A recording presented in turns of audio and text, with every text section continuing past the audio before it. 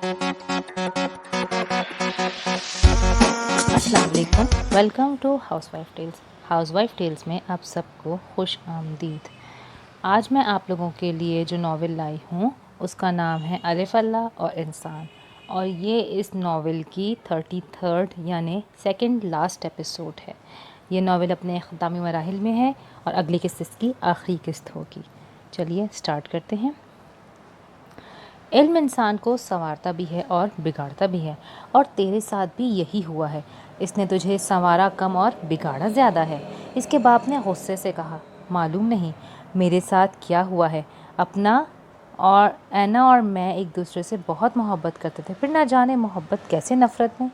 मोहब्बत कभी नहीं बदलती, मोहब्बत हमेशा बढ़ती है, और जो बदल जाए वो मोहब्बत नहीं होती। तुम दोनों में मोहब्बत थी ही नहीं। यार मोहम्मद ने कहा। ये आप कैसे कह सकते हैं? असजद ने चौंक के पूछा। क्या तुम्हारे दिल में मेरी बात का असर हुआ? तुम्हारे दिल ने मेरी बात को सच माना? सच बताओ। यार मोहम्मद ने पूछा तो अमजद ने खामोशी से सर झुका लिया। बेटा, मैं अनपढ़ ज़रूर हूँ मगर जाहिल नहीं। मेरे पास इल्म नहीं मगर ज़िंदगी का तजुर्बा ज़रूर है, और परवरदिगार ने अक़ल समझ भी दे रखी है। तुम्हारे इल्म ने तुम्हें सरफिरा बना दिया है, तुम्हारी अक़ल पर पर्दे डाल दिए हैं, और मेरी अक़ल को रब पाक ने अपने करम से पुख्ता भी बनाया है। तमाम शक व शुबहे भी दूर किए हैं। मेरी अक़ल, यकीन और ईमान वाज़े और पुख्ता हैं। तुम जैसे लोग बहुत आसानी से भटक सकते हैं, हम जैसे नहीं। तुमने ज़िंदगी का पहला फ़ैसला अपनी मर्ज़ी से किया और इसका अंजाम खुद ही देख लिया। अब हमारे पास क्या लेने आए हो? यार मोहम्मद ने खफकी से कहा। अब्बा जी, मेरे साथ ऐसा क्यों हुआ? ऐना और मैं शुरू से साथ साथ कॉलेज और यूनिवर्सिटी में पढ़ते रहे थे, इसीलिए तेरे दिमाग में फतूर आता गया। उल्टी सीधी बातें करता था। कभी तुझे ज़ेब नहीं देता था ये बात कहना, मगर तू मज़हब को बुरा कहता था और कभी वालिदैन को, और तूने तो अल्लाह को भी नहीं छोड़ा। इसके बारे में भी पता नहीं क्या क्या उल फुल बकता रहा। बेटा, तेरे साथ ऐसा ही होना था। मुझे यकीन था एक दिन तू यूं ही शिकस्त खा कर आएगा।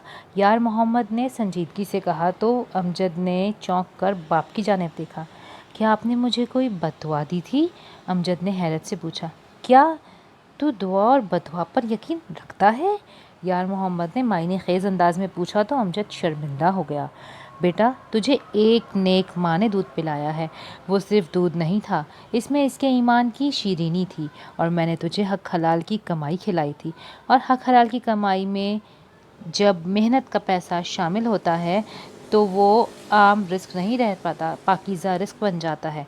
हमने तुझे पाकीज़गी का तोहफ़ा दिया और तुमने इस पाकीज़गी को इर्द गिर्द फैली बनावट और बेईमानी से ख़राब करना चाहा, मगर भूल गए कि जीत हमेशा हक, सच और ईमान की ही होती है। झूठ और बेईमानी कभी फतह याब नहीं होती। ये कुदरत का अटल फ़ैसला है। हमने तुझे इख्तियार दिया, जो तू चाहता है कर। हमारे रोकने से तू कभी बाज ना आता, और तूने जो किया वो देख भी लिया। तुझे शिकस्त ही होनी थी। यार मोहम्मद ने कतियत से कहा तो अमजद नम आँखों से उन्हें देखने लगा। अब्बा, मेरे लिए दुआ करें। कि वो बुरी तरह से सिसकने लगा। माँ बाप हमेशा औलाद के लिए दुआएं ही करते हैं। ये तो औलाद ही होती है जो इनसे बदगुमान हो जाती है। यार मोहम्मद ने इसके सर पर हाथ फेरते हुए कहा तो इसकी माँ ने आगे बढ़कर उसे अपने सीने से लगा लिया और फूट फूट के रोने लगी। अब्बा, मैं आपको और अम्मा को अपने साथ शहर ले जाना चाहता हूँ, अमजद ने शहर वापस जाने से पहले कहा था। ये नामुमकिन है, यार मोहम्मद ने कतियत से जवाब दिया। क्यों? अमजद ने चौंक के पूछा। वालिदैन की इज़्ज़त इनके खुद मुख्तार रहने में ही है।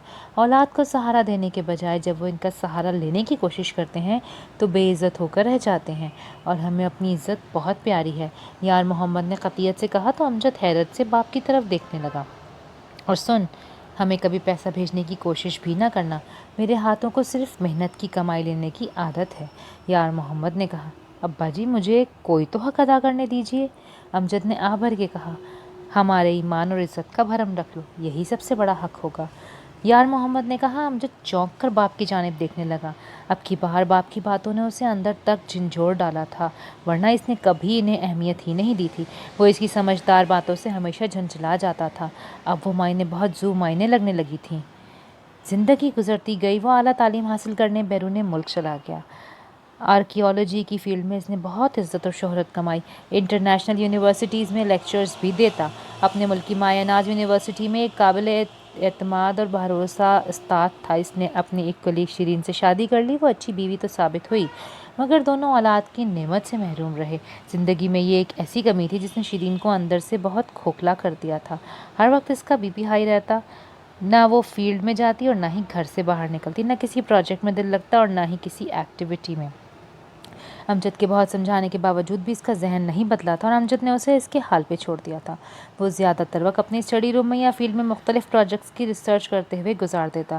مہینوں گھر سے باہر رہتا اور گھر آتا تو شیرین کی اس عدم دلچسپی اس سے اور متنفر کر دیتی۔ زندگی بہت روکھی اور بدمزہ تھی۔ دونوں ایک دوسرے کے ساتھ رہنے پر مجبور تھے کیونکہ پرابلمز دونوں میں ہی موجود تھے۔ وہ اپنی اس محرومی اور کمی کا الزام ایک دوسرے کو بھی نہیں دے سکتے تھے، اسی لیے دونوں مجبوراً ایک دوسرے کے ساتھ زندگیاں گزار رہے تھے۔ دونوں اسپیچ لیس ہو گئے تھے، جیسے کہنے کو ان کے پاس کچھ نہیں رہا تھا، ایک دوسرے کو دیکھتے رہنا اور بس خاموش رہنا۔ امجد جو ہر شے کو قبول کرنے سے پہلے سوچتا تھا اور عقلی اور منطقی دلائل کے بعد کسی شے کو مانتا تھا، اب قدرت کے سامنے بے بس ہونے لگا تھا۔ اپنی محرومی کا اور بدمزہ زندگی کے شکوے وہ اندر ہی اندر کرتے نہیں تھکتا تھا۔ اللہ اور اس کا تعلق کبھی اچھا نہیں رہا۔ اسے اللہ نے پیدا کیا ہے ایک نیچرل سائیکل کے ذریعے، اور بس جو خدا نہ تو انسان کی دعائیں پوری کرے اور نہ اس کی محرومیاں دور کرے۔ اس خدا کی انسان کو کیا ضرورت؟ وہ ہے اور ایک دن مر جائے گا، مٹی میں مل کر مٹی ہو جائے گا اور پھر اس کا اپنا نام و نشان بھی نہیں رہے گا اور اس کی کہانی ہمیشہ کے لیے ختم ہو جائے گی۔ اس کے نزدیک ہر انسان کی کہانی کا یہی انجام ہوتا ہے، زندگی کے بعد موت اور پھر فنا۔ انسان کہاں سے آتا ہے اور کہاں چلا جاتا ہے کوئی نہیں جانتا۔ کبھی کبھار زندگی میں زمین کی تہوں میں آثار اس کے ہونے کا پتہ ضرور دیتے ہیں، مگر کوئی انسان فنا ہونے سے محفوظ کیسے رہ سکتا ہے؟ جس کا جسم ملنے والی لاش نے امجد علی کے نہ صرف نظریات کو بدل دیا۔ ٹرین کے سفر میں آج ہر شے اور ہر جگہ اسے ایک دوسرے سے مختلف دکھائی دے رہی تھی، یہاں تک کہ ایک پتھر اور درخت بھی دوسرے کے مشابہ نہیں تھے۔ پھر مختلف شکلوں اور جسامت کے انسان کیسے ایک جیسے ہو سکتے ہیں؟ لیکن انسانی اعضاء تو ایک جیسے ہی ہوتے ہیں اور وہ ایک جیسے افعال سر انجام دیتے ہیں۔ اگر کوئی مشین ایک جیسا کام کرتی ہے تو اس کی پروڈکٹس بھی ہمیشہ ایک جیسی ہوتی ہیں۔ ایک جیسا کام کرنے والے انسانی اعضاء کی صلاحیتیں مختلف کیوں ہیں اور اس کے حق میں منطقی اور عقلی دلائل کیا دیے جا سکتے ہیں؟ وہ بہت دیر تک سوچتا رہا مگر اسے کوئی سراغ نہیں ملا۔ وہ بہت زیادہ الجھنے لگا تھا اور بہت سوچنے سے اس کا دماغ بھی تھکنے لگا تھا۔ ٹرین چھوٹے چھوٹے گاؤں کے ریلوے اسٹیشنز پر بھی رک رہی تھی اور سفر طویل ہوتا جاتا تھا۔ مسافروں کو کوفت ہونے لگی۔ امجد کو خبر بھی نہیں ہوئی کہ اس کے ساتھ والی سیٹ پہ کون بیٹھا ہے اور کون اسے گہری نگاہوں سے دیکھ رہا ہے۔ شام ہو رہی تھی اور سورج بھی سارے دن کا طویل سفر کر کے اپنی منزل کی جانب رواں دواں تھا۔ اس کے زرد چہرے پر تھکاوٹ کے آثار نمایاں تھے۔ اس کی روشنی میں وہ خوش اور جوش و دم کے ساتھ نہیں لگ رہا تھا جو صبح اس کے اندر تھا۔ رفتہ رفتہ شام کی ملگجے سائے ہر جانب پھیلنے لگے۔ ٹرین انتہائی تیز رفتاری سے سفر طے کر رہی تھی اور امجد کا دل بہت بے چین ہو رہا تھا۔ وہ ریل کے ساتھ ساتھ اور پھر اچانک رستہ بدلنے والی پٹریوں کی جانب غور سے دیکھتا رہا۔ ذرا سا رستہ بدلنے سے منزل بدل جاتی ہے۔ اس نے ٹرین کو اپنی پٹری بدلتے ہوئے دیکھ کر سوچا، انسان کی اصلی منزل اور مقام کیا ہے؟ اتنے مختلف نظریات اور عقائد اور خیالات رکھنے والے انسانوں کی منزل ایک سی کیسے ہو سکتی ہے؟ وہ اپنی سوچوں میں بری طرح ڈوب گیا تھا۔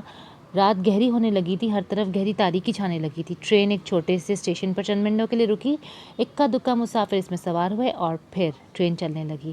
ٹرین میں موجود مکمل خاموشی تھی۔ کسی وقت اچانک کسی بچے کے رونے کی آواز یا کسی کی سرگوشیوں کی آواز ٹرین کے سکوت میں دراڑیں ڈال دیتی اور اس سے خاموش لوگوں کے آرام میں خلل آ جاتا۔ اچانک برق رفتار ٹرین ایک جھٹکے سے رک گئی۔ سب حیران رہ گئے۔ ہر طرف گہرا اندھیرا چھایا تھا، ہاتھ کو ہاتھ سجھائی نہیں دے رہا تھا۔ دونوں جانب وسیع و عریض کھیت تھے۔ سامنے شاید آنے والی ٹرین کا کراس تھا یا کوئی اور بات تھی۔ کئی مسافر جلدی سے نیچے اترے تاکہ ٹرین کے رکنے کی وجہ معلوم کر سکیں۔ ٹرین کے انجن میں خرابی ہو گئی ہے، یہ خرابی کب دور ہوگی معلوم نہیں۔ مسافر بڑبڑاتے ہوئے ٹرین ڈرائیور کو کوستے تو کوئی ریلوے انتظامیہ کو اب ٹرین کب چلے گی کسی کو کچھ معلوم نہیں تھا۔ انتظار ایک ایسا عذاب تھا جو سب کو مضطرب کر رہا تھا۔ انتظار کی کیفیت، وہ کیفیت سے گزرنا ان کے لیے مشکل ہو رہا تھا۔ بچے چیخنے چلانے لگے، ہر طرف گرمی اور حبس تھا۔ کسی وقت ہوا کا جھونکا چلتا تو لوگ سکا سانس لیتے۔ جوں وقت گزر رہا تھا لوگوں کے صبر کا پیمانہ لبریز ہوتا جا رہا تھا۔ کچھ تو گالیاں بکنا شروع ہو گئے تھے، کچھ آپس میں ہی ایک دوسرے سے الجھنے لگے۔ عجیب بدمزگی پیدا ہو رہی تھی، سب بے بس تھے۔ پوری ٹرین کے لوگ بے بس بیٹھے تھے، کوئی بھی کچھ نہیں کر سکتا تھا۔ یا اللہ کوئی معجزہ دکھا دے، ایک عورت بلند آواز میں بولی تو امجد نے چونک کر آواز کی جانب دیکھنا چاہا مگر اسے اندھیرے میں تو کچھ نظر نہیں آیا۔ معجزہ، اس کے ذہن میں اس لفظ کی باز گشت ہونے لگی۔ لوگ ہاتھ اٹھا اٹھا کے دعائیں مانگنے لگے، مگر وہ خاموش مضطرب سا بیٹھا رہا۔ جو رات گزر رہی تھی، لوگوں کا اضطراب بڑھتا جا رہا تھا۔ ان کا بس نہیں چل رہا تھا کہ وہ ڈرائیور کو ہی مار ڈالیں۔ کوئی خبر لاتا کہ انجن ٹھیک ہونے میں تھوڑا وقت لگے گا، کوئی آ کر بتاتا کہ اب ٹرین صبح ہی چلے گی۔ صبح کے بارے میں سن کر سب لوگ بڑبڑانے لگتے، کوسنے اور گالیاں بکنے لگتے۔ ٹرین ساری رات بے حس و حرکت کھڑی رہی، کبھی انہیں رات کی تاریکی کی خوفزدہ کرنے لگتی تو کبھی جانوروں کی آوازیں ڈرانے لگتی، کبھی ڈاکوؤں اور لٹیروں کا خطرہ انہیں پریشان کرتا۔ عجیب سی بے بسی اور ویرانی کا منظر تھا۔ ڈرائیور پر امید تھا کہ سامنے سے آنے والی کسی ٹرین کا ڈرائیور ان کی مدد کر دے گا، مگر رات بھر کوئی ٹرین نہیں آئی۔ یہ بات سب کے لیے حیران کن تھی کہ رات بھر کوئی ٹرین ان کے پاس سے نہیں گزری۔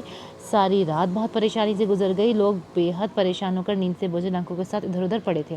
کچھ گہری نیند میں خراٹے لے رہے تھے، کچھ نیند کے باوجود بھی سو نہیں پا رہے تھے، اور کچھ بیٹھے بیٹھے اونگ رہے تھے۔ صبح کا اجالا نمودار ہوتے ہی ٹرین میں ایک بھگدڑ سی مچ گئی۔ جو بھی خبر سنتا خدا کا شکر ادا کرتا۔ کئی ایک نے تو خبر سن کر فوراً سجدہ بھی کر دیا۔ دریا پر پل ٹوٹا تھا، رات کو آنے والی ٹرین دریا میں گر گئی۔ بہت سے لوگ دریا میں ڈوب کے مر گئے۔ جو بھی سنتا ان کے رونگٹے کھڑے ہو جاتے اور وہ ہاتھ باندھ کر خدا کا شکر ادا کرتا۔ یہ تو بہت بڑا معجزہ ہوا ہے۔ واقعی معجزہ تو اسے ہی کہتے ہیں۔ اسجد کے سامنے بیٹھی سیٹ پر ایک ادھیڑ عمر ویل ڈریسڈ آدمی نے انتہائی شائستہ لہجے میں کہا تو اسجد نے چونک کر انہیں دیکھا۔ آپ کیا کرتے ہیں؟ اسجد نے پوچھا۔ میں پروفیسر ہوں، یونیورسٹی میں پڑھاتا ہوں۔ کیا پڑھاتے ہیں؟ فلسفہ، مگر سائیکالوجی، اسلامیات اور اردو میں بھی میں نے ماسٹرز کر رکھا ہے۔ اس شخص نے جواب دیا۔ آپ کا نام؟ شمس مظہری۔ وہ کہہ کر خاموش ہو گیا۔ آپ معجزہ کسے کہتے ہیں؟ اسجد نے کچھ سوچتے ہوئے پوچھا۔ جسے دیکھ کر عقل حیران ہو جائے؟ شمس مظہری نے جواب دیا۔ معجزے کا تعلق کس سے ہوتا ہے؟ اسجد نے پوچھا۔ اللہ سے، اس شخص نے جواب دیا۔ اتفاق اور حادثات بھی معجزے سے جنم لیتے ہیں کیا؟ امجد نے پوچھا۔ کیا مطلب؟ شمس نے حیرت سے پوچھا۔ ممکن ہے جس کو آپ معجزہ کہہ رہے ہیں وہ دوسروں کے لیے عام سی بات ہو، اس کی کوئی فطری یا سائنسی وجوہات بھی تو ہو سکتی ہیں، امجد نے جواب دیا۔ نوٹ: امجد اور اسجد ایک ہی بندے کے نام ہیں، کہیں پہ اسجد لکھا ہوا ہے اور کہیں پہ امجد۔ اب کہانی شروع کرتے ہیں۔ یعنی کہ آپ کے نظر میں معجزے کے باطنی اور روحانی پہلو نہیں ہے؟ شمس مظہری نے پوچھا۔ میں تو یہ کہہ رہا ہوں کہ جو بات آپ کے لیے معجزہ ہے ممکن ہے میرے لیے نہ ہو، اسجد نے کہا۔ کیا آپ اس ٹرین کے رکنے کو سائنسی وجہ یعنی اس کے انجن کی خرابی بتا کر مطمئن ہونا چاہتے ہیں؟ ٹرین کے انجن کا اچانک خراب ہونا اور یوں ٹھہر جانا اور ان سب مسافروں کا بچ جانا یقیناً معجزہ نہیں بلکہ قدرتی وجہ ہے، شمس مظہری نے حیرت سے پوچھا۔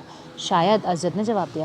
اگر ٹرین کا انجن اسٹیشن پر ہی خراب ہو جاتا تو کوئی اس میں سوار نہ ہوتا، اور یوں اندھیرے میں ٹرین کو کھڑا کر کے لوگوں کو اس بات کا احساس دلانا کہ آگے سفر کرنا ان کے لیے کتنا خطرناک اور نقصان دہ ہے اور اب ان کا شکر ادا کرنا معجزے کے روحانی پہلو کو خود بخود ثابت کر رہا ہے۔ معجزہ اپنے آپ کو خود منواتا ہے، پروفیسر شمس نے جواب دیا۔ کیا آپ معجزوں کے قائل ہیں؟ اسجد نے کہا۔ ہاں، اسی لیے معجزہ اللہ کی ذات سے وابستہ ہے۔ کیا آپ معجزوں کے قائل ہیں؟ اسجد نے پھر سوال کیا۔ ہاں، اس لیے کہ معجزہ اللہ کی ذات سے وابستہ ہے اور انسان بھی تو اس کائنات کا معجزہ ہی ہے، پروفیسر شمس نے کہا۔ انسان معجزہ کیسے ہوا؟ اسجد نے حیرت سے پوچھا۔ ایک جیسے جسامت، اعضاء اور ظاہری خد و خال رکھنے والے انسان اندر سے کتنے پیچیدہ اور مختلف ہیں۔ ایک شے کی مختلف شکلیں ہونا، اس کے اندر خوبیاں اور خامیاں ہونا معجزہ نہیں تو اور کیا ہے؟ یوں کہہ لیں قدرت نے پوری کائنات کو انسان کے سانچے میں ڈال دیا ہے، یوں جیسے دریا کو ایک کوزے میں بند کر دیا ہے، انسان پوری کائنات اپنے اندر لیے ہوئے ہے، پروفیسر شمس نے کہا تو اسجد حیرت سے ان کی باتیں سننے لگا۔ اور اللہ خود کیا ہے؟ اسجد نے جان بوجھ کے پوچھا۔ کیا آپ کو معلوم نہیں؟ میرا علم آپ کے علم سے بہت مختلف ہے، اسجد نے جواب دیا۔ آپ کا علم اس بارے میں کیا کہتا ہے؟ ایک طاقت جس نے اس کائنات اور انسان کو بنایا ہے، اور اسجد الجھتے ہوئے بولا۔ بس اور کچھ نہیں؟ پروفیسر شمس نے پوچھا۔ اور کیا؟ کیا آپ نے اس کو کہیں اور محسوس نہیں کیا؟ مثلاً کہاں؟ اپنے اندر، بہت اندر؟ نہیں، اسجد نے صاف گوئی سے کہا۔ کبھی بھی نہیں؟ نہیں، دل کے دھڑکنے، دماغ کے سوچنے، پیٹ کی طلب اور آنکھوں کے نور میں کہیں بھی نہیں، پروفیسر شمس نے حیرت سے پوچھا۔ یہ سب کچھ تو جسمانی اعضاء کے فطری اور قدرتی عمل ہیں، اگر یہ اپنے افعال سے انجام نہیں دیں گے تو جسم کو ان کی کیا ضرورت ہوگی؟ اسجد نے جواب دیا۔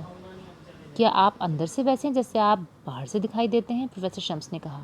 شاید ہاں، شاید نہیں۔ مسٹر، پروفیسر شمس نے کچھ کہنا چاہا۔ اسجد جلدی سے بولا۔ مسٹر اسجد، آپ کو اپنے آپ کو سمجھنے کی ضرورت ہے۔ آپ کیا ہیں آپ کو خود معلوم نہیں، آپ کیا کر سکتے ہیں اور آپ کی کیا فیلنگز ہیں، آپ کا کس سے کیا تعلق ہے اور کیسا تعلق ہے، آپ کو اپنے بارے میں سب کچھ جاننے کی ضرورت ہے۔ جب آپ اپنے بارے میں جان لیں گے آپ کو اپنے ہر سوال کا جواب مل جائے گا، پروفیسر شمس مظہری نے کہا۔ کیا آپ اپنے بارے میں سب کچھ جانتے ہیں؟ اسجد نے معنی خیز انداز میں پوچھا۔ سب کچھ تو نہیں مگر بہت کچھ۔ آپ سب کچھ کیسے جان پائے ہیں؟ علم متعلق اپنے ذاتی تجربے سے۔ باہر کے واقعات جب آپ کے باطن یعنی اندر کے انسان پر اثر انداز ہوتے ہیں تو اس اندر کے انسان میں ایسی تبدیلیاں پیدا ہوتی ہیں جو انسان صرف خود ہی محسوس کر سکتا ہے، نہ کسی کو بتا سکتا ہے، نہ کسی سے جان پاتا ہے۔ یہ قدرت کا بہت عجیب و غریب نظام ہے، اس لیے میں انسان کو اس کائنات کا معجزہ کہتا ہوں۔ انسان دنیا میں اللہ کا ایک بہت عظیم الشان شاہکار ہے۔ پروفیسر شمس نے گہری سانس لیتے ہوئے کہا، شاہکار اور انسان؟ ہاں، میں نہیں مانتا۔ کس کو؟ پروفیسر نے حیرت سے کہا۔ انسان کبھی بھی شاہکار نہیں ہو سکتا، اسجد نے قطعیت سے کہا۔ پروفیسر مظہری خاموش ہو گئے۔ تمام نوری مخلوق چونک گئی، ان کی حیرت کی انتہا نہ رہی۔ بڑی سرکار کس قدر وثوق سے انسان کو اپنا شاہکار بتا رہی تھی اور انہیں ہر طرح سے قائل کرنا چاہتی تھی، اور جس انسان کو شاہکار بتایا جا رہا تھا وہی انسان اپنے آپ کو شاہکار ماننے سے انکار کر رہا تھا۔ کیسا عجیب مرحلہ آ گیا تھا! انہوں نے چونک کر سفید روشنی کی جانب دیکھا اور حیرت سے دیکھتے ہی رہ گئے۔ سفید روشنی بدستور روشن تھی، بہت مطمئن اور پرسکون۔ وہ اور زیادہ مضطرب ہونے لگے۔ پل ٹوٹا ہوا تھا، ٹرین آگے نہیں جا سکتی تھی اور انجن بھی ٹھیک نہیں ہو رہا تھا۔ ایک اسپیشل ٹرین ریلوے اسٹیشن سے ان مسافروں کو لینے کے لیے بھیجی گئی۔ تمام مسافر تتر بتر ہو گئے۔ پروفیسر مظہری کہاں چلے گئے وہ دوبارہ نظر نہیں آئے۔ اسجد انہیں ادھر ادھر دیکھتا رہا اور تلاش کرتا رہا مگر وہ کہیں دکھائی نہیں دیے۔ ان کی باتوں نے اس کے اندر سوالات کا ایک اور سلسلہ شروع کر دیا تھا۔ پروفیسر شمس مظہری کی باتوں میں الجھتا ہوا اپنے گاؤں کی جانب چل دیا۔ پورا گاؤں اسجد سے ملنے آ رہا تھا اور سب اسے زندہ سلامت دیکھ کر بہت خوش ہو رہے تھے۔ اس کا والدین، عزیز و اقارب، دوست احباب سب اس سے ملتے اور دعائیں دیتے۔ وہ والدین کا اکلوتا بیٹا تھا اور اس کے والدین بہت عمر رسیدہ تھے، جن کی زندگی کا مقصد صرف اسجد کے لیے ہر لمحہ دعائیں کرنا تھا۔ وہ اسے دیکھ دیکھ کر خوش ہوتے، ماں اس کی بلائیں لیتے نہیں تھکتی تھی۔ باپ اسے زمین پر پاؤں نہیں رکھنے دے رہا تھا۔ وہ اتنی شدید محبت سے جھنجھلانے لگتا مگر محبت کا لمس اندر ہی اندر مطمئن بھی کرتا رہا۔ اس کے ماں باپ شکر ادا کرتے نہ تھک رہے تھے کہ وہ موت کے منہ سے بچ کر آیا تھا۔ اس واقعے نے اور پروفیسر شمس مظہری کی باتوں نے اس کے خیالات اور نظریات کو اپنے انداز سے جھنجھوڑ ڈالا تھا۔ وہ خاموش رہتا، اس کے والدین اس کی خاموشی کا اور ہی مطلب سمجھ رہے تھے۔ اسجد موت سے خوفزدہ ہو گیا، اس لیے خاموش رہتا ہے۔ یار محمد، میں نے منت مان لی ہے، جس روز اسجد کی خاموشی ٹوٹ جائے گی اور وہ ہنس بول کر باتیں کرنے لگے گا تو میں اسی روز شاہ بابا کے مزار پر جا کر حاضری دوں گی اور نیاز چڑھاؤں گی۔ اس کی ماں نے ایک روز شوہر سے سرگوشی کرتے ہوئے کہا، تو شاہ بابا کے مزار پر جانے کے بہانے ڈھونڈتی رہتی ہے، ذرا سی خوشی کی خبر ملتی ہے تو وہاں پہنچ جاتی ہے۔ یار محمد نے مسکرا کر کہا، سچ، وہاں جا کر مجھے بڑا سکون اور خوشی ملتی ہے۔ اسجد کی ماں بولی، اور تیرا بیٹا نہ مزاروں کو مانتا ہے نہ اللہ والوں کو۔ یار محمد نے کہا، وہ تو باولا ہے، اور اب کی بار میں یہی دعا کروں گی کہ اللہ اس کو ہدایت دے اور اس کی عقل پر پڑے پردوں کو ہٹا دے۔ اسجد کی ماں نے کہا تو یار محمد مسکرانے لگا۔ اسجد ہر وقت ایک معمولی کمرے میں چارپائی پر اٹھتا بیٹھتا، کروٹیں بدلتا ہوا اپنی سوچوں میں گم رہتا۔ تم ہر وقت کیا سوچتے رہتے ہو؟ گھر سے باہر جاؤ، یار دوستوں سے ملو، ان سے باتیں کرو، یوں لیٹ لیٹ کے بیمار ہو جاؤ گے۔ یار محمد نے ایک روز اس کے قریب بیٹھ کر کہا، ابا جی، کیا مولوی چراغ دین زندہ ہیں؟ اسجد نے چونک کے پوچھا، ہاں ہاں، کیوں نہیں، مگر بہت بزرگ ہو چکے ہیں، تم کیوں پوچھ رہے ہو؟ یار محمد نے حیرت سے پوچھا، میں ان سے ملنا چاہتا ہوں، اسجد نے جواب دیا۔ کیوں؟ یار محمد نے چونک کے پوچھا، کیونکہ دیکھنا چاہتا ہوں میں۔ وہ سنجیدگی سے بولا، کیا آپ کے خیال میں کیا مولوی صاحب اللہ والے ہیں؟ اسجد نے پوچھا، اللہ والے؟ یار محمد نے یوں چونک کر پوچھا جیسے اسے جھٹکا لگا ہو۔ ہاں، اللہ والے۔ اسجد نے پھر پوچھا، تم آج کیسی باتیں کر رہے ہو؟ کیا کوئی خواب دیکھ رکھا ہے؟ یار محمد نے رازدارانہ انداز میں پوچھا، نہیں، کسی سے سنا تھا مگر یقین نہیں آیا، اب مل کر دیکھنا چاہتا ہوں کہ سچ کیا ہے۔ اسجد نے کہا، اوہ، تو یہ بات ہے، مجھے بھی حیرت ہو رہی تھی کہ تم کیسے ایسی باتوں پر یقین کرنے لگے۔ کیا مطلب؟ کیا میں؟ اسجد نے حیرت سے پوچھا، کسی بات کو ماننے کے لیے یقین اور یقین کرنے کے لیے ایمان چاہیے، اور تمہارا تو ایمان ہی ڈولتا رہتا ہے، کبھی کسی بات کو مانتے ہو تو کبھی خود ہی جھٹلا دیتے ہو۔ یار محمد نے ہنستے ہوئے کہا تو اسجد شرمندہ ہو گیا، میرے ساتھ کبھی کچھ ایسا ہوا بھی تو نہیں جو میرے ایمان کو مضبوط کر سکے۔ اسجد نے آہ بھر کے کہا، ایمان یوں ہی نہیں ملتا، ایمان تبھی ملتا ہے جب دل روشن اور آنکھیں پر نور ہوں۔ جب ہم ہر بات کو جان کر اور مان کر انکار کرتے جائیں تو ایمان کہاں سے جنم لے گا؟ پہلے رک کر کسی کی بات کے بارے میں سوچو تو صحیح، پھر آگے بڑھو۔ اسجد علی، میں نے تمہاری سوچوں پر بھی پابندی نہیں لگائی ہے، تم نے جو کچھ بھی سوچا میں تجھے روکتا نہیں، تم نے جو کچھ بھی کرنا چاہا اس سے نہیں روکا۔ اب کی بار تم کیا سوچ کر آئے ہو؟ یار محمد نے پوچھا، کچھ نہیں، بس پریشان ہوں، اسجد نے آہ بھر کے جواب دیا۔ یار محمد نے پوچھا، کیسی پریشانی ہے؟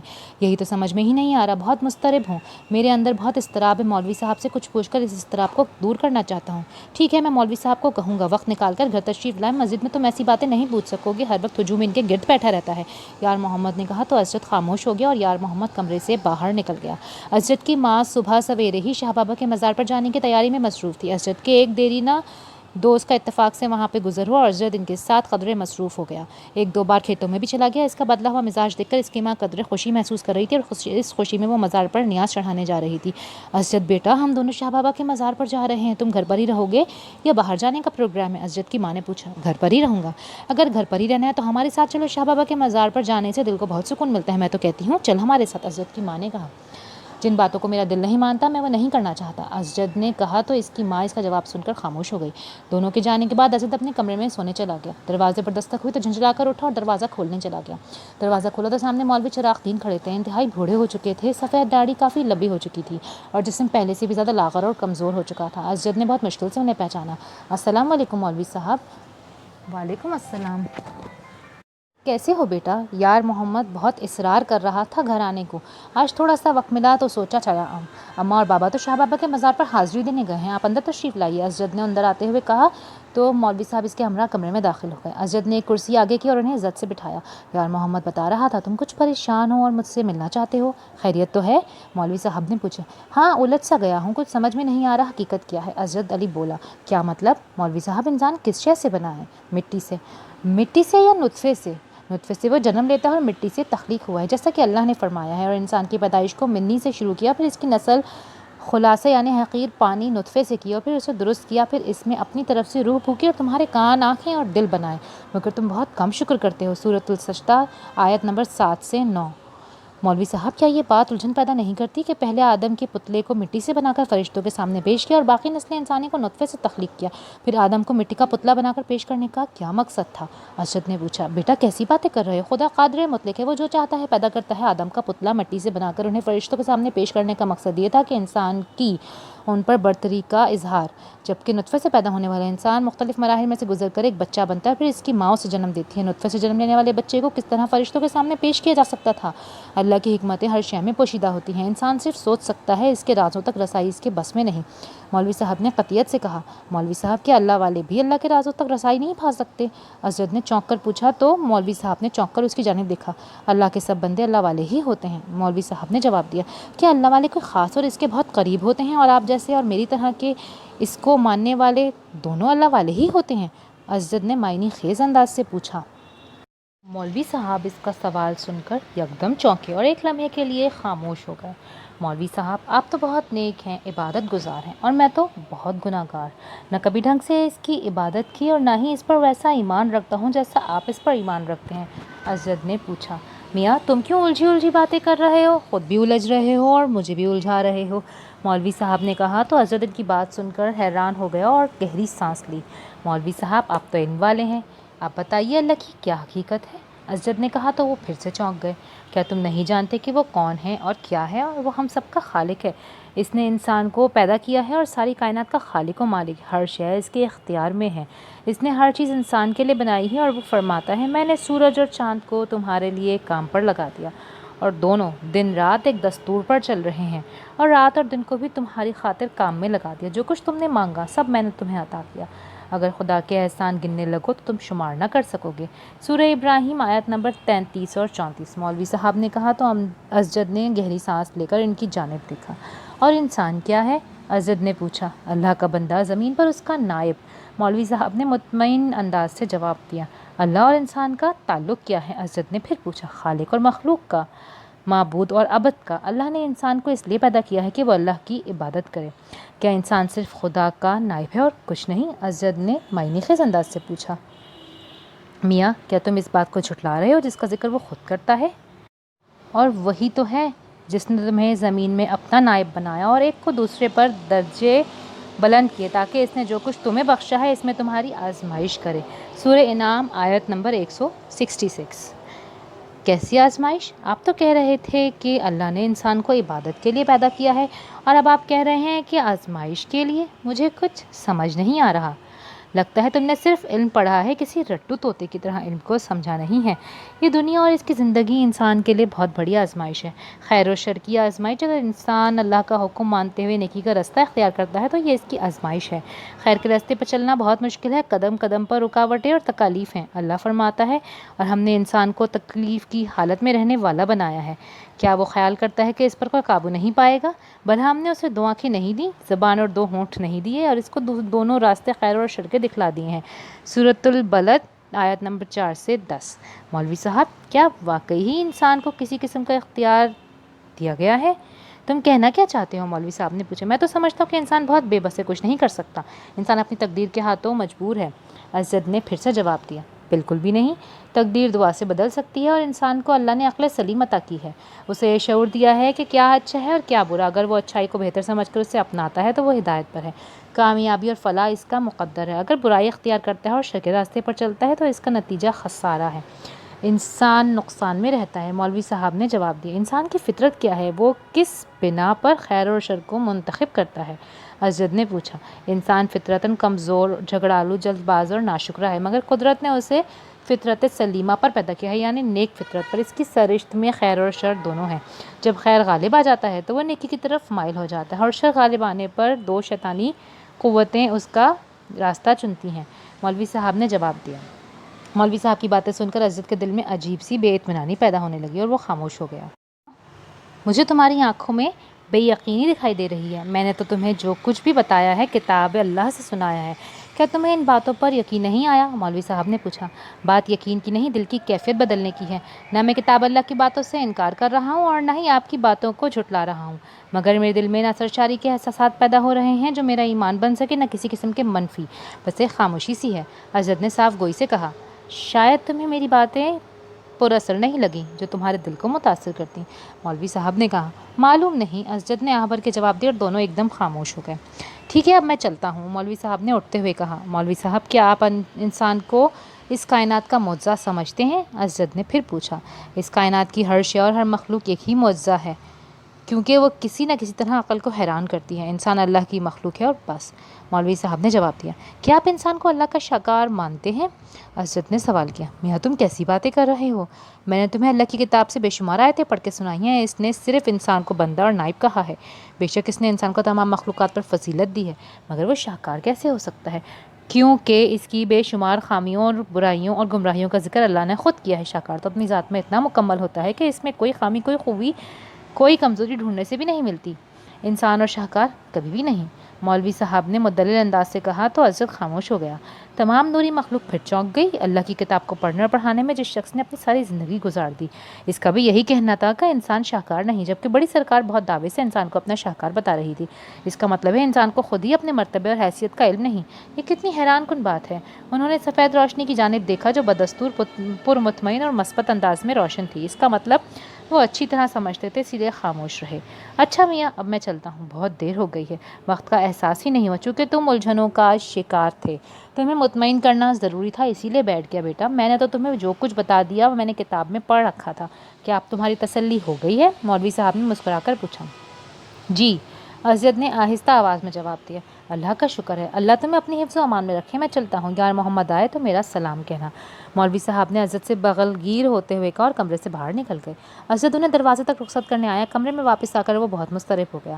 مولوی صاحب نے انسان کے بارے میں اپنی جو رائے دی تھی، اس نے اسے پھر الجھن میں ڈال دیا تھا۔ ڈاکٹر کیانی، پروفیسر شمس مظہری اور مولوی صاحب کی باتوں میں کتنا اختلاف تھا۔ تینوں انسان کی حیثیت اور مرتبہ کے بارے میں کوئی ٹھوس اور حتمی رائے نہیں رکھتے تھے۔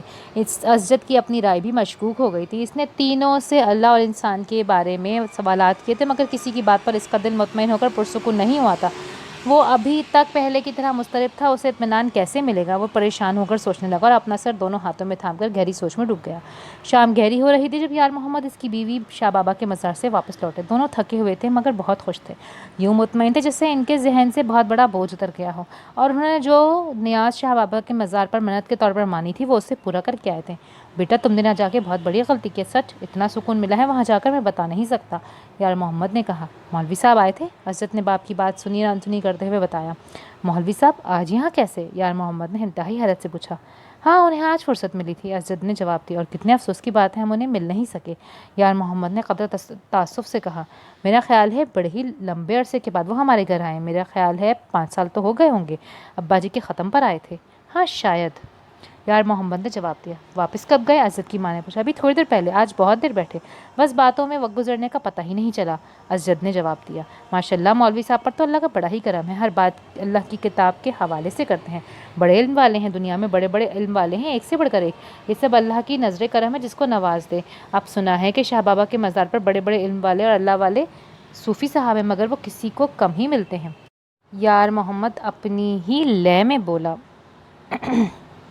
اللہ والے؟ اسجد نے چونک کے پوچھا۔ ہاں، اللہ کے پیارے اور قریبی بندے، جس سے بھی پوچھو تو یہی کہتا ہے۔ ابھی یہیں تھے مگر آج تک میری ان سے ملاقات نہیں ہوئی، بڑا شوق ہے ان سے ملنے کا۔ یار محمد نے قدرے اداس لہجے میں کہا تو اسجد حیرت سے ان کی جانب دیکھنے لگا۔ ابا جی، آپ اللہ والا کسے کہتے ہیں؟ اسجد نے اچانک سوال کیا۔ بیٹا، اللہ کے خاص الخاص بندے جن پر وہ اپنا کرم کرتا ہے، یار محمد نے جواب دیا۔ کیسا کرم؟ اسجد نے چونک کے پوچھا۔ اپنے قرب کا کرم۔ کیا مطلب؟ بیٹا، کچھ لوگ صرف اللہ کے بندے ہوتے ہیں جنہیں وہ پیدا کرتا ہے اور وہ اس سے محبت کرتے ہیں، اور کچھ اللہ سے ایسا عشق کرتے ہیں کہ اپنی جان بھی اس کی محبت میں فنا کر دیتے ہیں۔ وہ اللہ کے خاص بندے ہوتے ہیں مگر یہ بہت کم ہوتے ہیں۔ اللہ والے ہمیشہ کم ہوتے ہیں، کم دکھائی دیتے ہیں مگر ہزاروں کروڑوں پر بھاری ہوتے ہیں، یار محمد نے جواب دیا، جس نے اپنی ساری زندگی ایسے لوگوں کی محبت میں گزارنے کی کوشش کی تھی۔ میں نے تو آج تک ایسا کوئی انسان نہیں دیکھا، اسجد نے حیرت سے کہا۔ بیٹا، ایسے انسان نظر نہیں آتے، ان کو دیکھنے کے لیے ویسی ہی نظر چاہیے، اور تمہاری نظر ابھی بہت کچی ہے، تجھے تو الف بے کی بھی خبر نہیں، یار محمد نے کہا تو اسجد حیرت سے اس کی جانب دیکھنے لگا۔ وہ شاید پہلی بار ایسی باتیں کر رہا تھا۔ کیا مولوی صاحب اللہ والے نہیں؟ وہ اللہ کے نیک بندے ہیں، اللہ والے نہیں، یار محمد نے جواب دیا۔ کیا مطلب؟ اسجد پھر حیرانگی سے پوچھنے لگا۔ اللہ کے نیک بندے اس کے حکموں پر عمل کرتے ہیں اور اس پر ایمان رکھتے ہیں، نیک کام کرتے ہیں اور برائی سے باز رہنے کی کوشش کرتے ہیں۔ اللہ والے تو اپنا آپ ہی اللہ کو سونپ چکے ہوتے ہیں، وہ ارد گرد کے لوگوں میں بہت عام مگر اللہ کی نظر میں بہت خاص ہوتے ہیں، یار محمد نے جواب دیا۔ کیا اللہ والے اللہ کے نیک بندے نہیں ہوتے؟ اسجد نے متجسس ہو کے پوچھا۔ تو بھی بے وقوف ہے، اللہ کے بندے سچے اور نیک بن کر ہی اللہ والے بنتے ہیں، فرق صرف یہ ہے جیسے پہلی سیڑھی اور آخری سیڑھی کا۔ اللہ کے نیک بندوں کو اللہ آسمانوں پر دکھائی دیتا ہے، اللہ والوں کو اپنے سینوں میں، یار محمد نے کہا تو اسجد نے انتہائی حیرت سے باپ کی طرف دیکھا، اپنی زندگی میں پہلی بار کسی انسان کے بارے میں ایسی باتیں سن رہا تھا اور حیران ہو رہا تھا۔ کیا واقعی ایسے انسان بھی ہوتے ہیں؟ اسجد نے انتہائی حیرت سے پوچھا۔ ہاں، کیوں نہیں، صوفی صاحب کے بارے میں یہی مشہور ہے مگر مجھے ان سے ملنے کا اتفاق نہیں ہوا، ہمیشہ حسرت ہی رہی۔ ابا جی، کیا صوفی صاحب کے علاوہ آپ کسی اور اللہ والے سے ملے ہیں؟ اسجد نے پوچھا۔ بیٹا، مجھے تو ساری زندگی شوق ہی رہا کہ اللہ والوں سے ملوں مگر سوائے ایک دو کی کسی اور سے ملاقات ہی نہیں ہوئی، جن سے ملاقات ہوئی انہوں نے اپنے اپنے انداز سے چونکایا، یار محمد نے جواب دیا۔ کھانا لاؤں بیٹا، تجھے بھوک لگی ہوگی؟ اسجد کی ماں نے پوچھا۔ نہیں، مجھے بھوک نہیں، اور وہ اٹھ کر گھر سے باہر نکل گیا، اس کا دل بری طرح بے چین ہو رہا تھا، یار محمد کی باتوں نے اسے الجھا کے رکھ دیا تھا۔ ایسا انسان کیسا ہوتا ہے؟ ایسے انسان کو دیکھنے کے لیے خاص نظر چاہیے، ایسے لوگوں کے سینوں میں اللہ کیسے موجود ہو سکتا ہے اور دوسروں کی اس کی خبر کیسی ہوتی ہے؟ اسجد کے ذہن میں بے شمار سوالات ابھر رہے تھے اور اس کا دل انتہائی مضطرب ہو رہا تھا، یوں لگ رہا تھا کسی نے اس کا سینہ جکڑ رکھا اور جیسے اس سے سانس لینا مشکل ہو رہا ہو۔ وہ یوں ہی ادھر ادھر پھرتا رہا، پاس سے گزرتے لوگوں سے یوں بے نیاز ہو کر چل رہا تھا جسے کسی کو جانتا ہی نہ ہو۔ کئی شناسا لوگوں نے حیرت سے اس کی جانب دیکھا اور اس سے اپنی سوچوں میں محو پا کر وہ اس کو حیرت سے دیکھتے رہے، مگر وہ اس پاس سے گزر گیا اور اس کا ذہن تو کہیں اور چکرا رہا تھا۔ وہ رات گئے گھر لوٹا تو اس کے ماں باپ سونے کی تیاری کر رہے تھے۔ بیٹا، تو کہاں چلا گیا تھا؟ روٹی بھی نہیں کھائی اور اب آ رہا ہے، رات کتنی گزر گئی ہے، کوئی یار دوست مل گیا تھا کیا؟ اس کی ماں نے تشویش سے پوچھا۔ نہیں، وہ حیرت سے آہستہ آواز میں بولا۔ تجھے کیا شہر یاد آ رہا ہے؟ اس کی ماں نے پھر پوچھا۔ نہیں، اس نے جواب دیا اور چارپائی پر لیٹ کر چھت کو گھورنے لگا۔ اس کے چہرے پر چھائیاں تھیں اور وہ پریشانی سے چور تھا، اس کے اندر تک پریشانی کی خبر آ رہی تھی۔ اس کی ماں تھکی ہوئی تھی، اٹھ کر لیٹ گئی اور چارپائی پہ لیٹتے ہی خراٹے مارنے لگی۔ اسجد بار بار کروٹیں بدل رہا تھا، یار محمد اس کو ہر بار دیکھتا۔ اسجد، تجھے نیند کیوں نہیں آ رہی؟ یار محمد نے سرگوشی کے انداز میں اسجد سے پوچھا جو اس کے ساتھ والی چارپائی پر لیٹا تھا۔ کمرے میں نیم تاریکی تھی، زیرو کا بلب روشن تھا۔ ابا جی، یہ کیسے پتہ چلتا ہے کہ فلاں انسان اللہ والا ہے؟ اسجد نے چارپائی پر بیٹھتے ہوئے پوچھا۔ اچھا، تو اس بات سے پریشان ہے؟ یار محمد ہنس دیا۔ بیٹا، ایسے لوگ دنیا میں سب کے درمیان رہ کر سب سے بے نیاز ہوتے ہیں، ویسے تو وہ ارد گرد کے انسانوں کو دیکھ رہے ہوتے ہیں مگر ان کو نہیں دیکھ رہا ہوتا کوئی، ان کے اندر کے انسان کو دیکھتے ہیں، وہ ظاہر نہیں باطن میں زندہ رہتے ہیں، وہ بغیر کسی واسطے اور ذریعے کے دلوں اور روحوں تک پہنچ جاتے ہیں، ان کی سیدھی سادھی باتوں میں بڑے گہرے مطلب ہوتے ہیں، وہ باتیں تو پاس بیٹھے لوگوں سے کر رہے ہوتے ہیں مگر ان کی باتوں کا مطلب کچھ اور ہوتا ہے۔ لیکن یہ کیسے ممکن ہے؟ اسجد نے جھنجھلا کے پوچھا۔ بیٹا، تو نے ابھی دنیا دیکھی ہی کہاں ہے، تجھے کیا خبر مولا نے کیسے کیسے شاہکار لوگ بنائے ہیں؟ یار محمد نے آہستہ آواز میں کہا۔ شاہکار؟ ہاں، ایسے نایاب لوگ اللہ کے شاہکار ہی ہوتے ہیں، یار محمد نے اپنی ہی لے میں کہا تو اسجد حیرت سے ابا کی جانب دیکھنے لگا۔ ابا جی، کیا انسان اس دنیا میں اللہ کا شاہکار ہے؟ اسجد نے حیرت سے پوچھا۔ ہاں بالکل، یار محمد نے کہا۔ لیکن مولوی صاحب نہیں مانتے، وہ تو کہتے ہیں کہ انسان صرف اللہ کا نائب اور بندہ ہے، اس کی دوسری مخلوقات کی طرح ایک مخلوق ہے۔ وہ بھی ٹھیک کہتے ہیں، یار محمد نے جواب دیا، مگر وہ انسان کو شاہکار نہیں مانتے، اسجد نے جھنجھلا کر کہا۔ نہ مانے؟ یار محمد نے لاپرواہی سے کہا۔ ابا جی مجھے آپ کی باتوں سے الجھن ہو رہی ہے، اسجد زچو کے بولا۔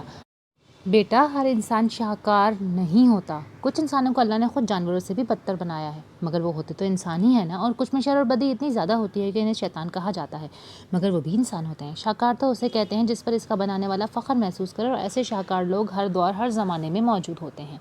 مولا ان کو ایسا بناتا ہے کہ لوگ ان کو دیکھ کر اشش کر اٹھتے ہیں، اور مولا کو ان پر فخر محسوس ہوتا ہے۔ یار محمد نے کہا تو اسجد کے دل میں اس کی بات ایک دم سے کھپ گئی۔ ابا جی آپ کو یہ سب باتیں کہاں سے معلوم ہوئی؟ آپ تو زیادہ پڑھے لکھے بھی نہیں۔ اسجد نے حیرت سے پوچھا۔ اوے بے وقوفا، تجھے کس نے کہا کہ یہ باتیں کتاب پڑھ کر معلوم ہوتی ہیں؟ بیٹا میرے یہ بال دھوپ میں سفید نہیں ہوئے، میں نے تو سارے حیاتی اللہ والوں کے ساتھ گزارنے کی کوشش کی ہے۔ وہ لوگ تو بہت کم ملے، مگر علم ان کے بارے میں بڑا ملا۔ یار محمد نے مسکرا کے کہا۔ ابا جی مولوی صاحب ایسی باتیں کیوں نہیں کرتے؟ اسجد نے حیرت سے پوچھا۔ بیٹا مولوی صاحب بہت اچھے اور نیک انسان ہیں، مگر ان کے اپنے نظریات ہیں، وہ تو شاید اللہ والوں کو ہی نہیں مانتے۔ ایک دو دفعہ میری ان کے ساتھ بحث ہوئی تھی، وہ کسی ایسے انسان کے وجود کو نہیں مانتے، تو پھر میں نے ان سے بحث کرنا ہی چھوڑ دی۔ یار محمد نے کہا۔ ابا جی کہیں آپ بھی تو اللہ والے نہیں؟ اسجد نے مسکرا کے پوچھا۔ ارے نہیں بیٹا، میری اتنی اوقات کہاں، ہم تو مٹی کے بے وقت ذرے ہیں، وہ لوگ تو سیپ میں بند موتیوں جیسے قیمتی اور خوبصورت لوگ ہوتے ہیں، ہم تو ان کے پاؤں کی خاک بھی نہیں۔ لیکن یہ ان کی نظر کا فیض ہے کہ مجھ گنہگار میں بھی تھوڑی بہت سمجھ بوجھ پیدا ہو گئی ہے، یہ بھی اللہ کا بڑا کرم ہے، ایسے لوگوں سے کبھی کبھار ملا دیتا ہے۔ اب صوفی صاحب سے ملنے کا بڑا جی چاہتا ہے، کئی بار گیا ہوں وہ ملے ہی نہیں، پتہ نہیں مولا نے کب ان کا دیدار کرانا ہے۔ یار محمد نے حسرت سے کہا تو اسجد حیرت سے باپ کی جانب دیکھنے لگا، اس کے دل میں بھی صوفی صاحب کو ملنے کا تجسس پیدا ہونے لگا۔ اس نے تو ساری زندگی باپ سے کبھی کھل کر بات بھی نہیں کی تھی کہ وہ کھیتوں میں ہل چلانے والا ان پڑھ مزارے اس کی کتابی اور علمی باتوں کو کیسے سمجھ سکے گا، اور آج اس کے باپ نے اس کی ساری علمیت کو مات دے دی۔ اسے ایسے استاد ملے تھے جنہوں نے اس کو سب کچھ کتابوں کے ذریعے ہی پڑھایا تھا، اس سے اپنے باپ بہت برتر اور افضل محسوس ہونے لگا، جس کی باتیں مدلل تھیں اور جس کی باتوں میں اتنی کشش تھی کہ اس کا دل فوراً مان گیا۔ اس کے باپ نے ایک ہی لمحے میں کئی دنوں سے شدید پیدا شدہ الجھن کو کیسے عام انداز میں ختم کر دیا تھا۔ وہ چارپائی پہ لیٹ گئے اور سکون سے آنکھیں بند کر لیں۔ میں کل صوفی صاحب سے ملنے ضرور جاؤں گا، اس نے متجسس ہو کے سوچا اور اپنے اس عزم کو بار بار دہراتا گہری نیند سو گیا۔ تمام نوری مخلوق یار محمد کی باتیں سن کر چونک گئے، ایک دوسرے کو حیرت سے دیکھا اور پھر آہستہ آہستہ سفید روشنی کی جانب دیکھا جو بدستور روشن تھی۔ انہیں اس روشنی میں پہلے سے زیادہ اطمینان محسوس ہونے لگا، ان کے اندر انسان کے شاکار ہونے کے بارے میں شکوک و شبہات قدرے مان پڑنے لگے، وہ الجھن کا شکار ہونے لگے۔ اسجد صبح سویرے اٹھ بیٹھا تھا اور کہیں جانے کی تیاری میں مصروف تھا۔ یار محمد منہ اندھیرے ہی کھیتوں میں چلا گیا تھا، اس کی ماں صحن میں چولہا جلائے روٹیاں پکانے میں مصروف تھی۔ اسجد کو تیار دیکھ کر حیرت سے اسے دیکھنے لگی۔ خیر تو ہے بیٹا، کہیں جانے کی تیاری ہے؟ اس کی ماں نے توے پر روٹی ڈالتے ہوئے پوچھا۔ ہاں کچھ دوستوں کے ساتھ گھومنے جا رہا ہوں، اسجد نے بہانہ بناتے ہوئے کہا۔ اچھا خیر سے جا اور خیر سے آ، شام کو جلدی آنا، اس کی ماں نے پیار بھرے لہجے میں کہا۔ ٹھیک ہے، اسجد نے کہا۔ لے روٹی کھا لے، اس کی ماں نے روٹی اور انڈا فرائی کر کے اس کے سامنے چھوٹی سی ٹیبل پر رکھ دیا۔ اماں شاہ بابا کا مزار کہاں ہے؟ اسجد نے سوچتے ہوئے پوچھا۔ کیوں، تم لوگوں کا وہاں جانے کا بھی ارادہ ہے؟ شاید، اسجد نے کندھے اچکاتے ہوئے کہا۔ ضرور ضرور جانا، کل تو ہمارے ساتھ گیا ہی نہیں، آج دوستوں کے ساتھ ہی چلا جا۔ سچ بڑا سکون ہے ان کے مزار پر، اور سنا ہے بڑی کرامتوں والے تھے، اچانک نابینا ہو گئے مگر اللہ نے ان کے دل کی روشنی آنکھوں کی روشنی سے بڑھ کر دی۔ وہ وقت سے پہلے ہی ہر بات بتانے لگے، اور سنا ہے کل ہونے والی باتیں اللہ انہیں رات کو خواب میں دکھا دیتا تھا۔ ایسے لوگ کم ہی ہوتے ہیں، اس کی ماں نے انتہائی حیرت سے بتایا، اور اسجد خاموشی سے سنتا رہا۔ اور یہ صوفی صاحب کون ہیں جن کے بارے میں ابا جی کل بتا رہے تھے؟ صوفی صاحب کا ذکر کرتے ہوئے اسجد نے باتوں باتوں میں ماں سے معلومات لینا چاہی۔ معلوم نہیں، پر ان کے بارے میں بڑی بڑی باتیں سنی ہیں، بڑے سالوں سے شاہ بابا کے مزار کی دیکھ بھال کر رہے ہیں، اللہ والے ہیں، اور ان کی کئی کرامات مشہور نہیں؟ اسجد نے مسکرا کے پوچھا۔ پتہ نہیں، اس کے بارے میں تو نہیں سنا، بس تیرا باپ ہی بڑی تعریف کرتا ہے، کئی بار ملنے گیا مگر ملاقات ہی نہیں ہو سکی، اس کی ماں نے بتایا۔ ملاقات کیوں نہیں ہو سکی؟ اسجد نے حیرت سے پوچھا۔ اللہ ہی بہتر جانتا ہے، اس کی ماں نے کہا اور چائے کا کپ اس کے سامنے رکھ دیا، اور اسجد کو شاہ بابا کے مزار کا ایڈریس سمجھانے لگی۔ دوپہر کے قریب اسجد شاہ بابا کے مزار پر پہنچا جو اس کے گاؤں سے کافی دور تھا۔ شاہ زیب کی قبر پر بہرام خان نے سفید سنگ مرمر کی انتہائی دیدہ زیب عمارت بنوائی تھی، جس کے اندر قدم رکھتے ہی گلاب کے تازہ پھولوں کی مسحور کن مہک اور اگربتیوں کی مہک زائرین کے قلب و روح کو معطر کر دیتی۔ ایک عجیب سے سکون اور خوشی کا احساس روح میں سرایت کرتا محسوس ہوتا۔ شاہ زیب کی وفات کو 15-16 سال بیت چکے تھے، اور ماسٹر باسط علی اس وقت سے ہی مزار کی حضراں کی خدمت میں مصروف رہتے۔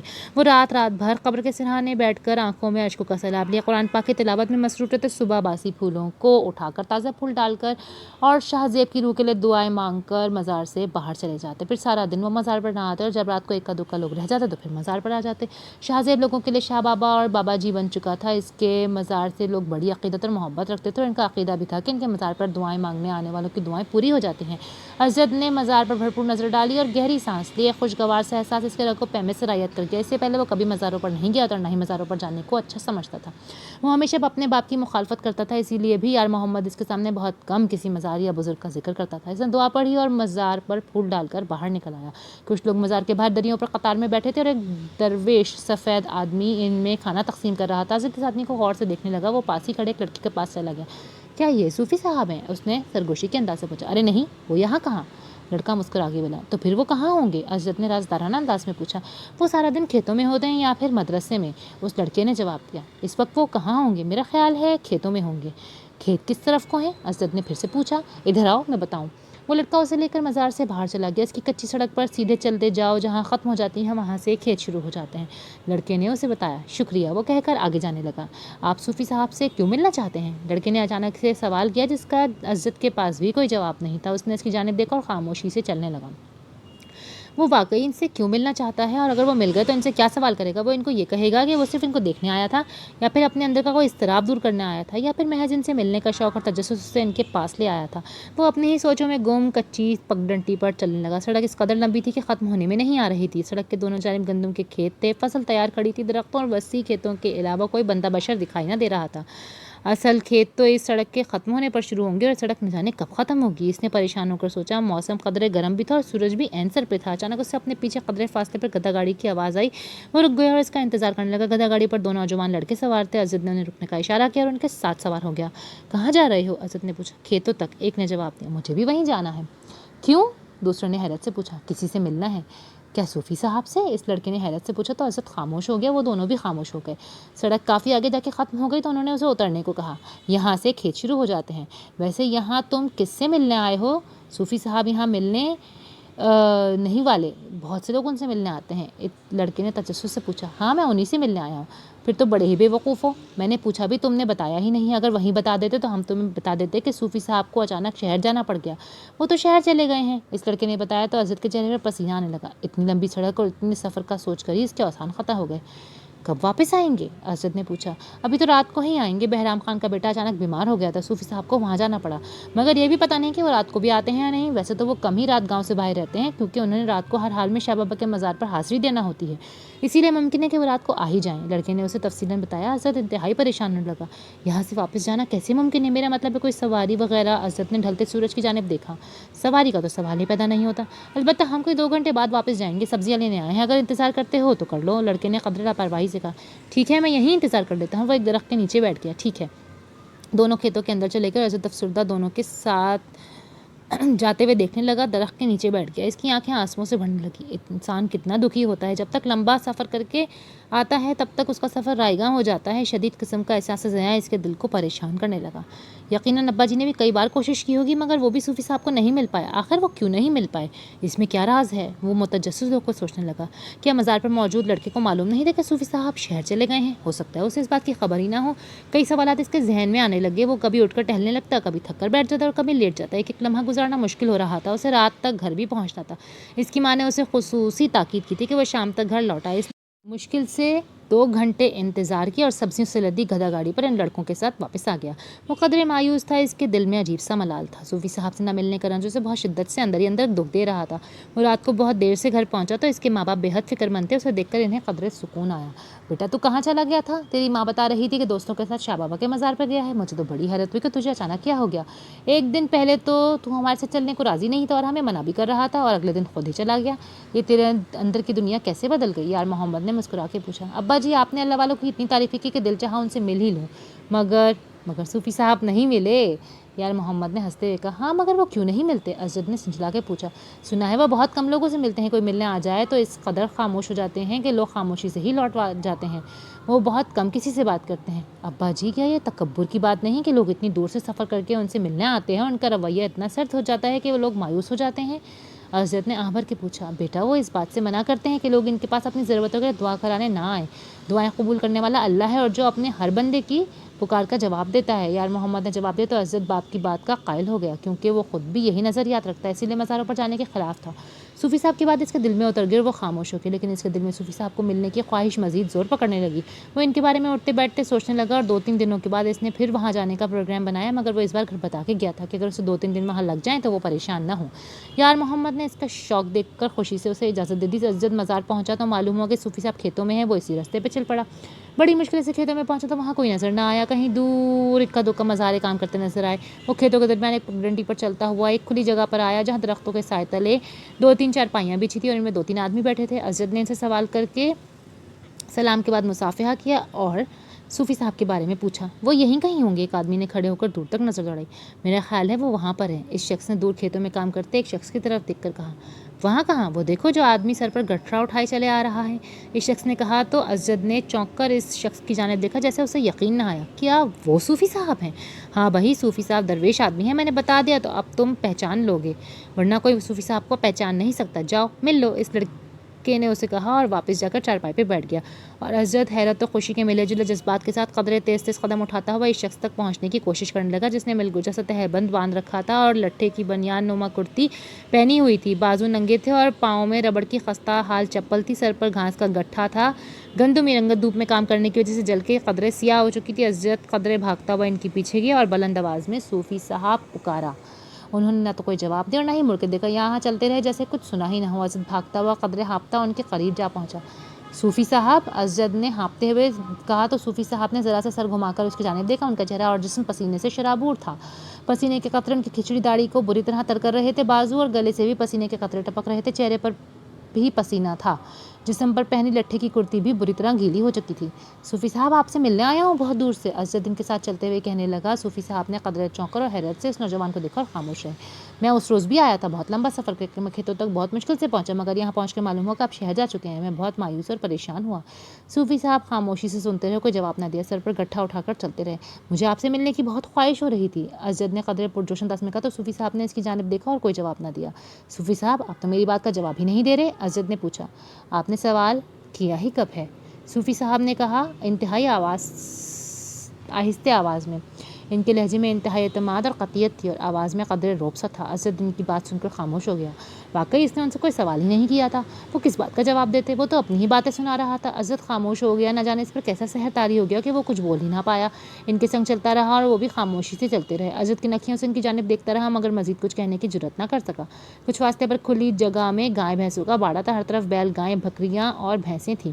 صوفی صاحب نے سر پر اٹھایا گٹھا نیچے اتارا تو اسجد نے آگے بڑھ کر ان کی مدد کرنا چاہی۔ انسان کو اپنا بوجھ خود اٹھانا چاہیے، انہوں نے اسجد سے کہا۔ اسجد فوراً پیچھے ہٹ گیا، انہوں نے اپنا گٹھا اتار کر زمین پر رکھا، پاس رکھے مٹی کے گھڑے سے پانی کا گلاس لا کر اس کی جانب بڑھایا۔ اسجد نے حیرت سے ان کی جانب دیکھا اور گلاس پکڑ لیا، واپس جا کر انہوں نے دوسرا گلاس بھرا اور پانی پینے لگے۔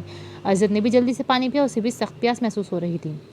صوفی صاحب اس کے سامنے چارپائی پہ بیٹھ کر اسے بغور دیکھنے لگے۔ کیوں آئے ہو؟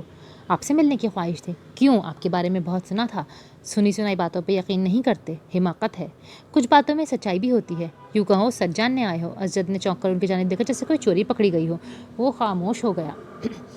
اس ایپیسوڈ کے لیے بس اتنا ہی، اگلی قسط آخری قسط ہوگی، تو do stay tuned and wait for the last episode of Alif Allah اور انسان۔ اگر آپ کو یہ قسط پسند آئی ہے تو please do like share and subscribe my channel. ملتے ہیں اگلی ویڈیو میں، تب تک کے لیے اللہ حافظ۔